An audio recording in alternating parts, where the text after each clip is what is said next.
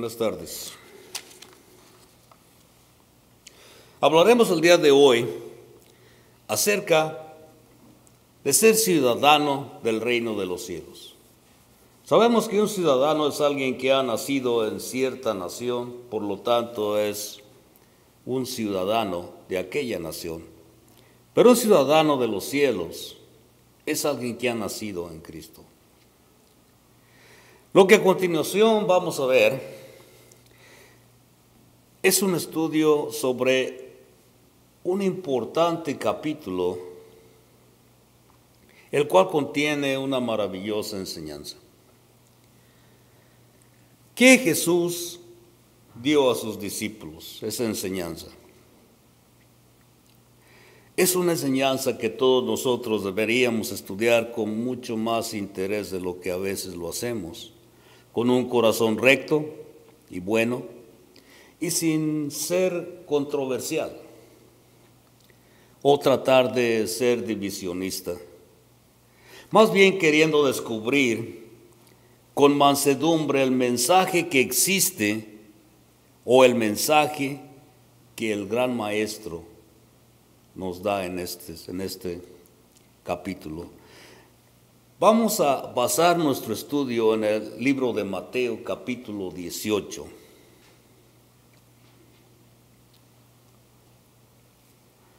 Mateo, capítulo 18. Leamos del versículo del 1 al 5 y dice: En aquel tiempo los discípulos vinieron a Jesús diciendo: ¿Quién es el mayor en el reino de los cielos?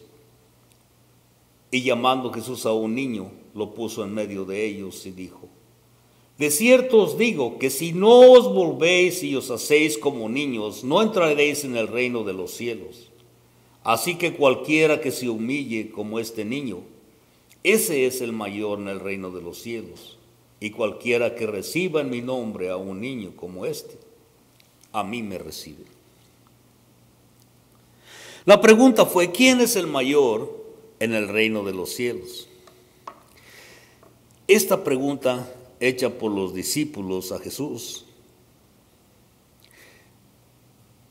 el mismo hecho de que ellos hicieran esta pregunta mostraba que no tenían un concepto claro de lo que el reino de los cielos significaba.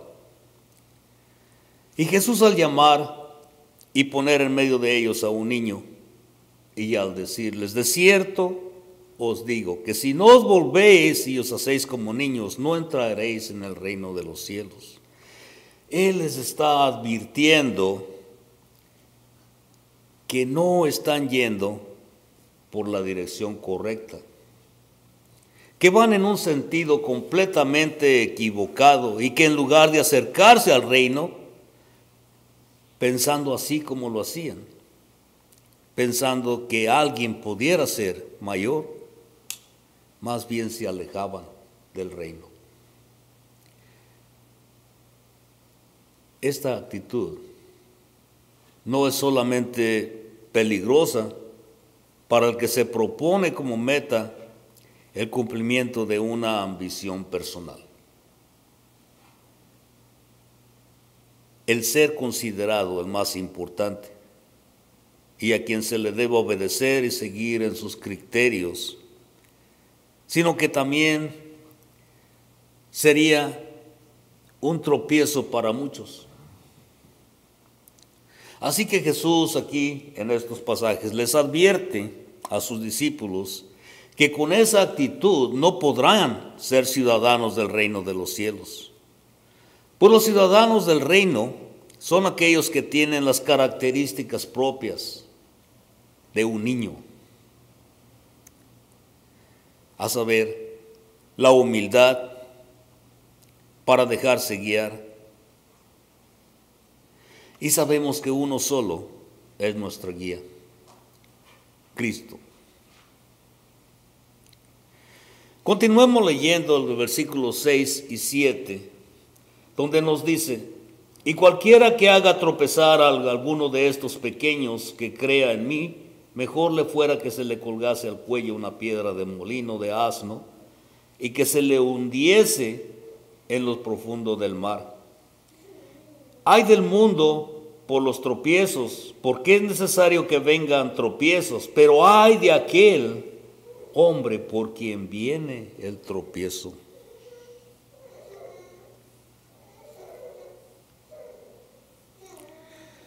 La actitud descrita aquí, en sí, ya es un tropiezo. En el Nuevo Testamento se emplea siempre metafóricamente y por lo general de cualquier cosa que suscite prejuicios o venga a ser un obstáculo para otros o que les haga caer del camino en el cual ellos van.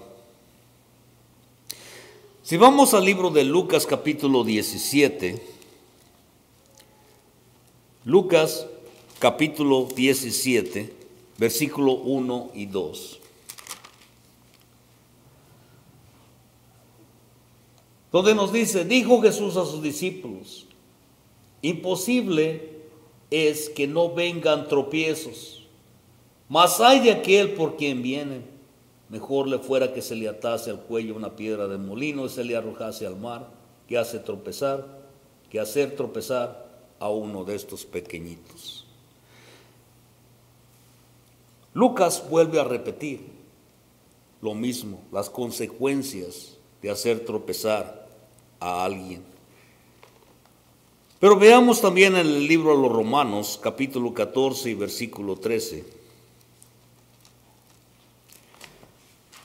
Libro de los Romanos, capítulo 14 y versículo 13. Y nos dice así que ya no nos juzguemos más los unos a los otros, sino más bien decidid no poner tropiezo u ocasión de caer al hermano. Los tropiezos pueden ser de muchas clases.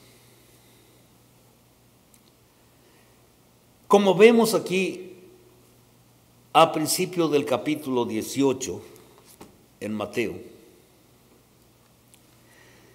que puede ser la supremacía. ¿Qué preguntaban los apóstoles? ¿Quién será el mayor?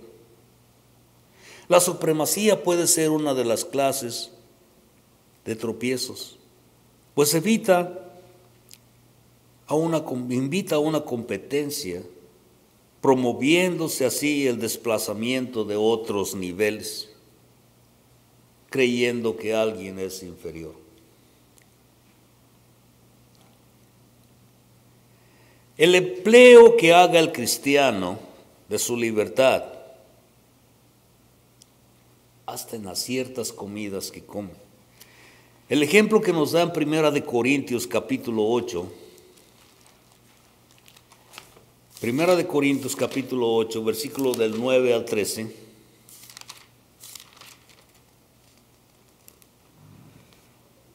Dice, pero mirad que esta libertad vuestra no venga a ser tropezadero para los débiles, porque si alguno te ve a ti que tienes conocimiento, sentado a la mesa en un lugar de ídolos, la conciencia de aquel que es débil no será estimulada a comer de lo sacrificado a los ídolos.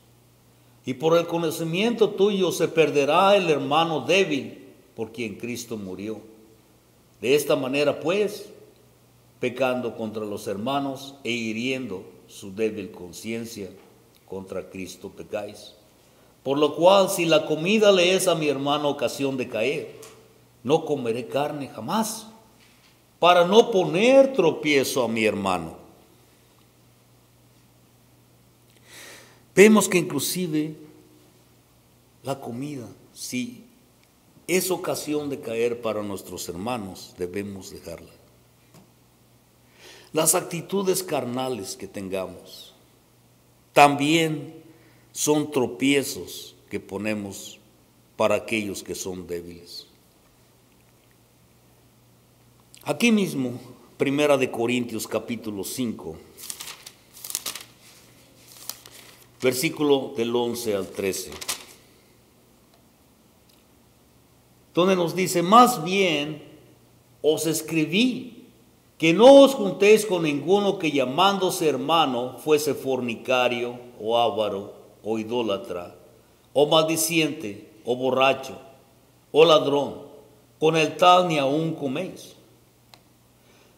Porque ¿qué razón tendría yo para juzgar a los que están fuera? No juzgáis vosotros a los que están dentro, porque a los que están fuera Dios juzgará. Quitad pues a ese perverso de entre vosotros. Los tropiezos de aquel hermano que se considera un cristiano y aún comete cualquiera de estos pecados, está poniendo tropiezos para aquellos que son débiles. Nos habla acerca de una imputación. Si regresamos a Mateo capítulo 18 y leemos el versículo 12 al 14, nos dice: ¿qué os parece?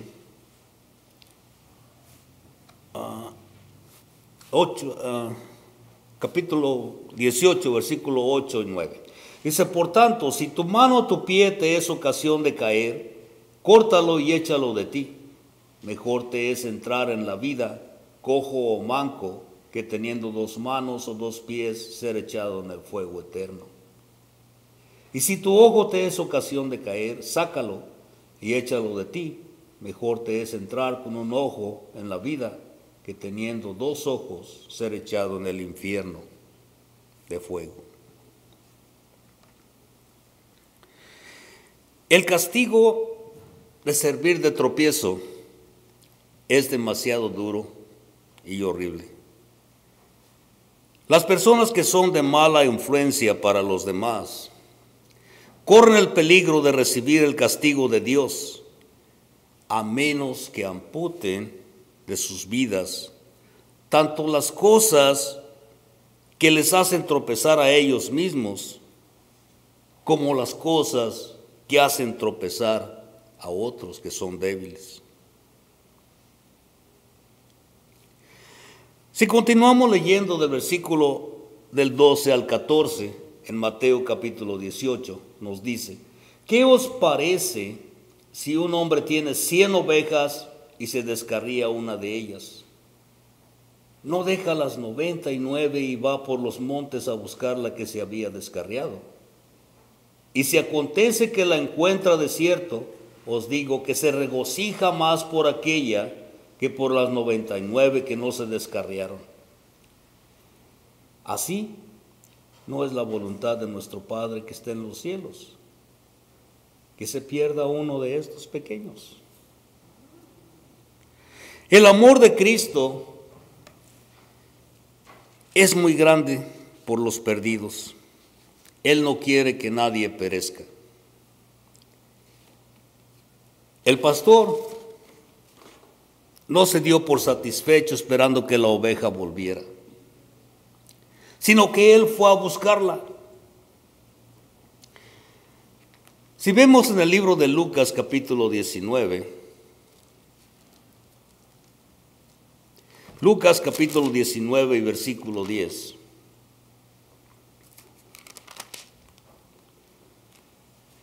Dice: porque el Hijo del Hombre vino a buscar y a salvar lo que se había perdido. Esto nos hace ver que el amor de Dios es un amor que busca con afán, pues no vuelve sino hasta que la encuentra. Dios en Cristo vino a buscar al perdido sin importarle el costo. Es ese mismo amor y sentir de Cristo por el que ha pecado o sirve de tropiezo, el cual no debería mover a buscarle. Tengamos la misma actitud de Cristo en nosotros como cristianos. Busca al perdido y lo busca no considerando costo alguno. Sabemos que el costo que pagó nuestro Señor Jesucristo fue muy alto. Sabemos que nosotros debemos buscar al perdido sin considerar el costo también, ni ahorrando esfuerzos. El cristiano no debe poner tropiezos ante ninguno de los pequeños de Cristo.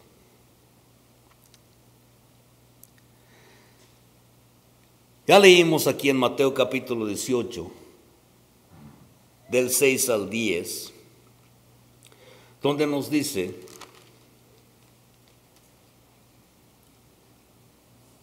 y dijo el Señor, oíd lo que dijo el juez injusto. Mateo capítulo 18, del 6 al 10.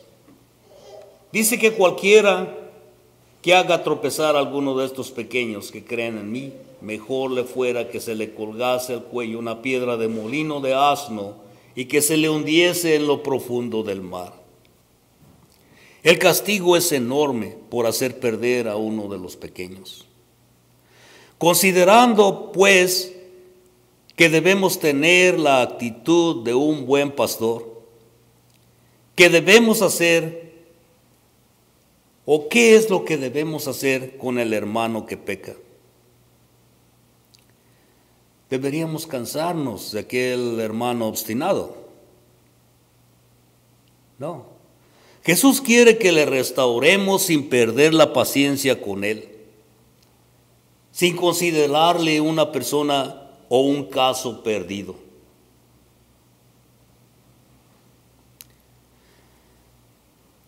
En Mateo 18, versículo 15 al 18, nos dice: por tanto, si tu hermano peca contra ti, ve y repréndele, estando tú y él solos. Si te oyere, has ganado a tu hermano. Mas si no te oyere, toma contigo uno o dos, para que en boca de dos o tres testigos conste toda palabra. Si no los oyere a ellos, dilo a la iglesia. Y si no oyere a la iglesia, tenle por gentil y publicano. De cierto os digo, que todo lo que atéis en la tierra será atado en el cielo, y todo lo que desatéis en la tierra será desatado en el cielo.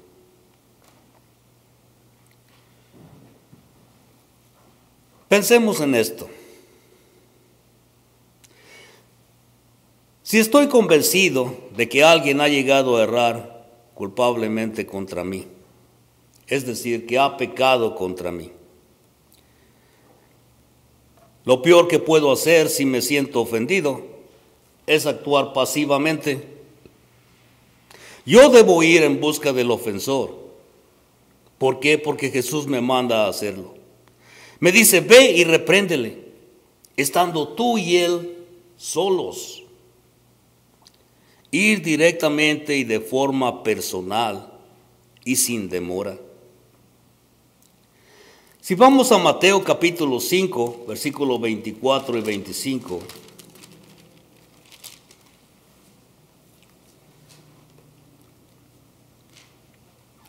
nos habla acerca de la ley de la reconciliación. Dice: deja allí tu ofrenda delante del altar y anda, reconcíliate primero con tu hermano, y entonces ven y presenta tu oferta, tu ofrenda. Ponte de acuerdo con tu adversario pronto, entre tanto que estás con él en el camino. No sea que el adversario te entregue al juez y el juez al alguacil y seas echado en la cárcel.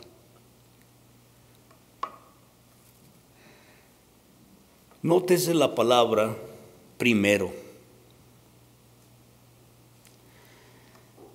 Mis hermanos, al actuar con prontitud constituye el arreglar cualquier delito, ofensa o pecado, por grave que sea.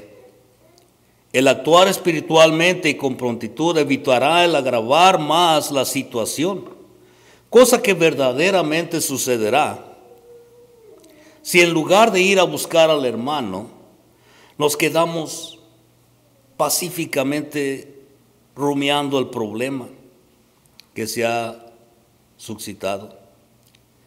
Además, el actuar con prontitud me dará también la oportunidad de ganar a mi hermano y le habré hecho volver del pecado que cometió. En el libro a Santiago capítulo 5, Santiago capítulo 5, versículo 19 y 20.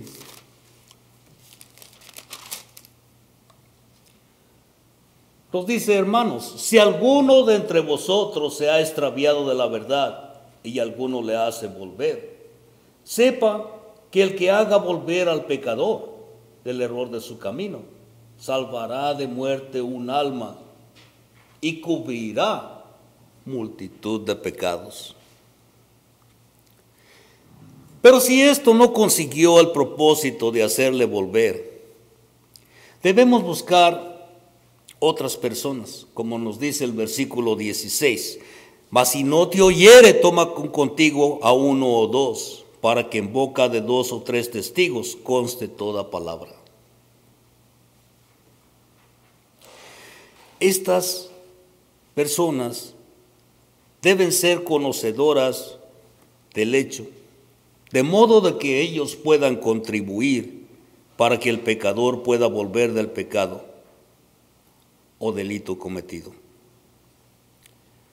Pues el objetivo es la restauración de ese hermano.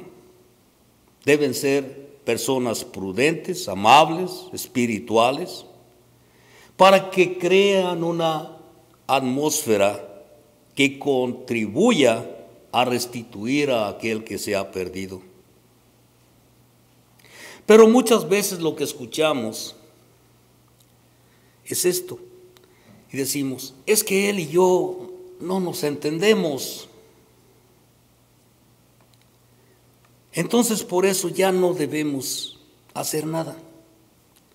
Jesús dice: toma aún contigo a 1 o 2, para que en tu boca de 2 o 3 testigos conste toda palabra. Nótese la palabra aún. Aún puedo hacer algo más en mi esfuerzo para reconciliar a aquel ofensor. Puedo tomar 2 personas más, 2 testigos, a fin de que contribuyan en el asunto y puedan certificar, si es necesaria, de la actitud obstinada de aquel ofensor. Pues el texto dice: para que en boca de 2 o 3 testigos conste toda palabra, o bien puedan certificar ante otros, si es necesario, de la solución de aquel problema. Y si esto también fracasa, si llevas 2 y fracasa otra vez, entonces dilo a la iglesia, nos dice en el versículo 17. El propósito de esto se mantiene verticalmente y es de recuperar y ganar al hermano. Ahora sí que buscarle, como busca el pastor a su oveja perdida, el amor fraternal. Y el juicio de la iglesia basado en buscar el bienestar máximo del pecador. Esto puede contribuir mucho a ganarlo otra vez, a restituirlo. Pero nos dice que si esto tampoco tiene resultado, entonces hay que considerar a la persona como si fuera un gentil o un publicano. Y mi pregunta es: ¿cuál es la impresión que nos da esta parte de Escritura? ¿Habrá que dejar al pecador u ofensor como alguien imposible e irremediable? ¿Tendrá nuestro trabajo y paciencia para con el pecador un límite? Es cierto que los publicanos estaban excluidos de las sinagogas y que no eran tratados amigablemente por sus compatriotas. También es cierto que eran considerados como personas con las cuales ya definitivamente no se podía tratar. En cuanto a los gentiles Los judíos no tenían ninguna asociación con ellos, pero sin embargo vemos a Jesús buscando a estos publicanos y pecadores. En Mateo capítulo 9, versículo del 9 al 10,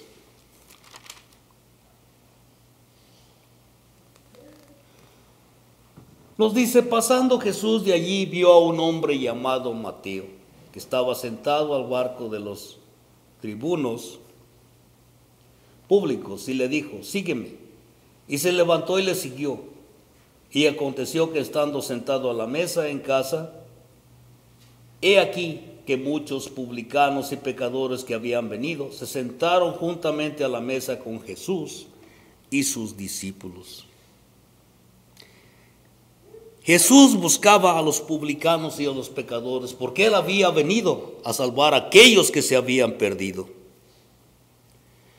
Y si proseguimos en Mateo capítulo 21 y versículo 31,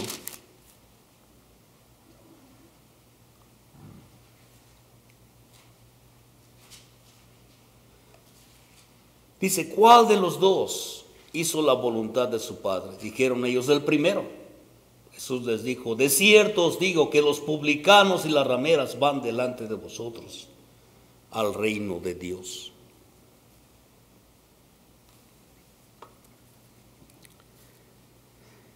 De cierto os digo que los publicanos y las rameras van delante de vosotros al reino de Dios.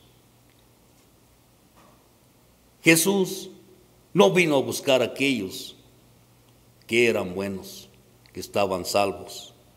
Vino a los pecadores. Él también alabó la fe de los gentiles en más de una ocasión. Y no solo eso, sino que también los puso de ejemplo de fe muy grande. En Mateo capítulo 15, versículo del 22 al 28, Mateo capítulo 15, del 22 al 28, nos dice: y he aquí una mujer cananea que había salido de aquella región, clamaba diciendo: Señor, hijo de David, ten misericordia de mí. Mi hija es gravemente atormentada por un demonio. Pero Jesús no le respondió palabra. Entonces, acercándose a sus discípulos, le rogaron diciendo: despídela, pues da voces tras nosotros. Y él respondiendo dijo: no soy enviado sino a las ovejas perdidas de la casa de Israel. Entonces ella vino, se postró ante él diciendo: Señor, socórreme. Respondiendo él dijo: no está bien tomar el pan de los hijos y echarlo a los perrillos. Y ella dijo: sí, Señor, pero aún los perrillos comen de las migajas que caen de la mesa de sus amos. Entonces respondiendo Jesús dijo: oh mujer, grande es tu fe, hágase contigo como quieres. Y su hija fue sanada desde aquella hora.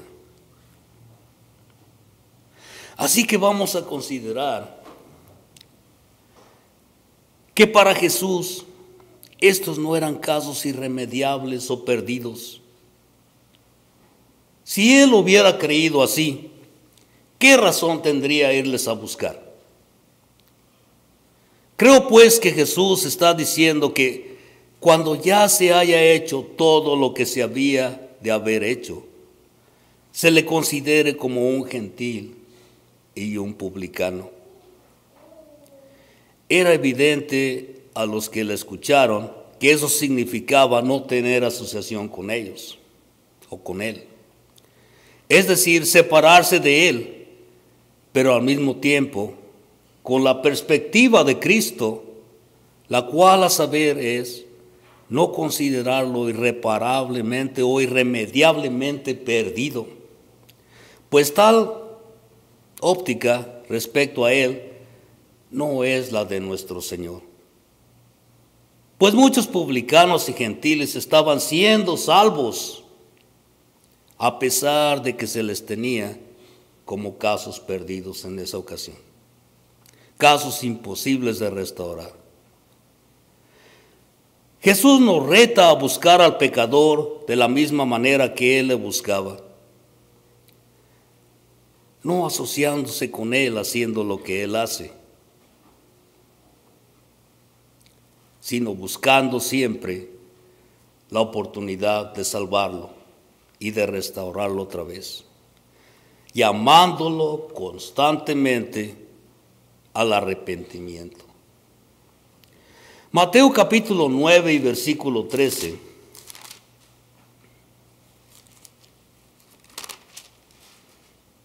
Nos dice lo que Jesús hizo. Id pues y aprended lo que significa misericordia. Misericordia quiero y no sacrificio, porque no he venido a llamar a justos, sino a pecadores al arrepentimiento.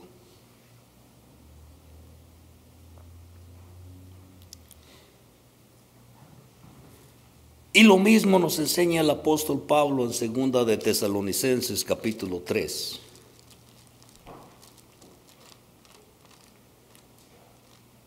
Segunda de Tesalonicenses capítulo 3, versículo 14 y 15. Dice, si alguno no obedece a lo que decimos por medio de esta carta, a este señaladlo, y no os juntéis con él, para que se avergüence. Pero ¿qué es lo que nos dice el versículo 15? Mas no lo tengáis por enemigo, sino amonestadle como a un hermano. Hay que considerar esto. Si nosotros buscamos la restauración del ofensor, pensando de antemano que es un caso irremediable, nuestra búsqueda termina antes de empezarla, porque ya nuestra mente ya lo puso como alguien perdido. Aquí en Mateo 18 se enfatiza el principio de la búsqueda, de aquella búsqueda constante para restaurar a aquel que peca. El texto nos habla de la excomunicación usándose como un método disciplinario para hacer reflexionar al pecador, aquel pecador obstinado que no quiere escuchar. Es un recurso o esfuerzo más en la constante búsqueda para restaurar a aquel que se ha perdido. Pues el pecador empezará a sentir, a experimentar las consecuencias dolorosas del pecado que ha cometido. Podemos exhortarle como hermano cada vez que se presente la oportunidad. Y esto contribuirá tremendamente a su restauración.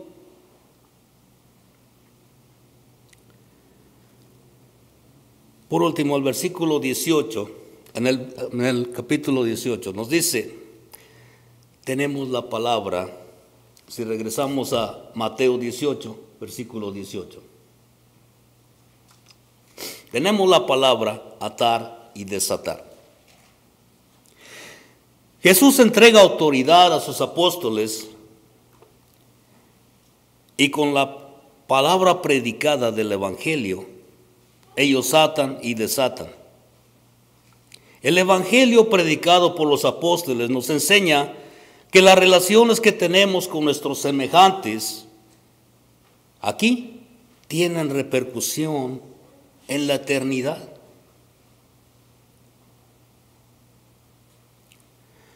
Pues Cristo vino a salvar a aquellos que se habían perdido.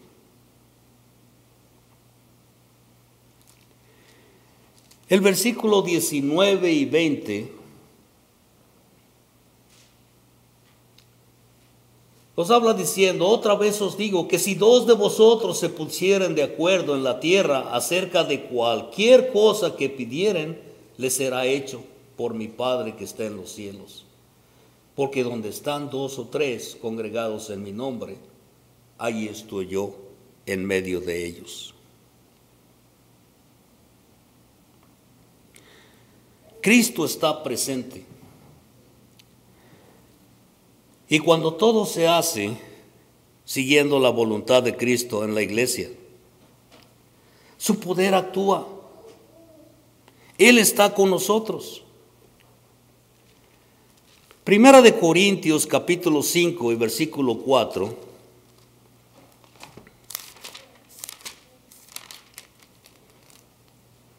Nos dice: en el nombre de nuestro Señor Jesucristo, reunidos vosotros y mi espíritu con el poder de nuestro Señor Jesucristo.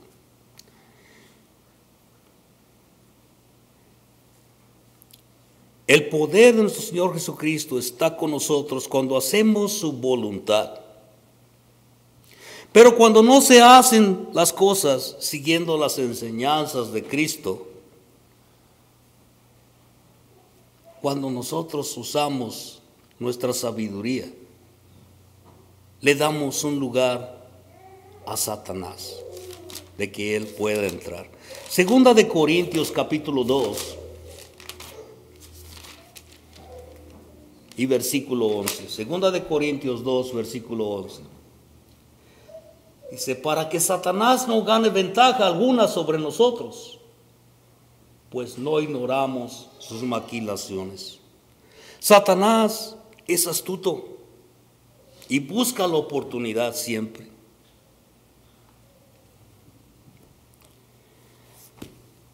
¿Cómo perdonar? Regresemos a Mateo capítulo 18. Leamos del 21 al 35. Dice: entonces se le acercó Pedro y le dijo: Señor, ¿cuántas veces perdonaré a mi hermano que peque contra mí? Hasta 7. Jesús le dijo: no te digo hasta 7, sino hasta 70 veces 7. Por lo cual el reino de los cielos es semejante a un rey que quiso hacer cuentas con sus siervos. Y comenzando a hacer cuentas, le fue presentado uno que le debía 10,000 talentos. A este, como no pudo pagar, ordenó su señor venderle, y a su mujer e hijos, y todo lo que tenía, para que se le pagase la deuda. Entonces aquel siervo postrado le suplicaba diciendo: Señor, ten paciencia conmigo, y yo te lo pagaré todo. El señor de aquel siervo, movido a misericordia, le soltó y le perdonó la deuda. Pero saliendo aquel siervo, halló a uno de sus consiervos, que le debía 100 denarios, y haciendo de él le ahogaba diciendo: págame lo que me debes. Entonces su consiervo, postrándose a sus pies, le rogaba diciendo: ten paciencia conmigo y yo te lo pagaré todo. Mas él no quiso, sino fue y le echó en la cárcel hasta que le pagase la deuda.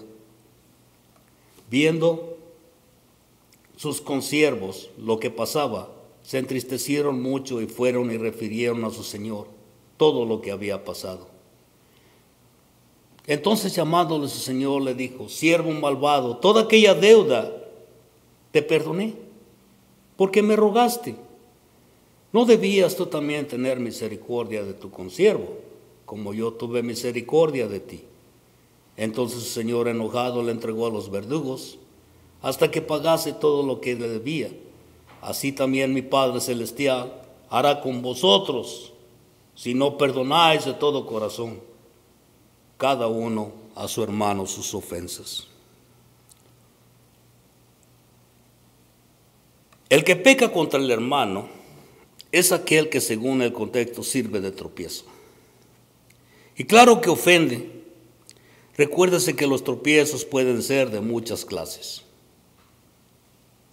Y aquí Jesús nos enseña la actitud con la que debemos perdonar y la disposición que debemos adoptar. La actitud es una de gran misericordia. Dios nos ha perdonado una gran deuda.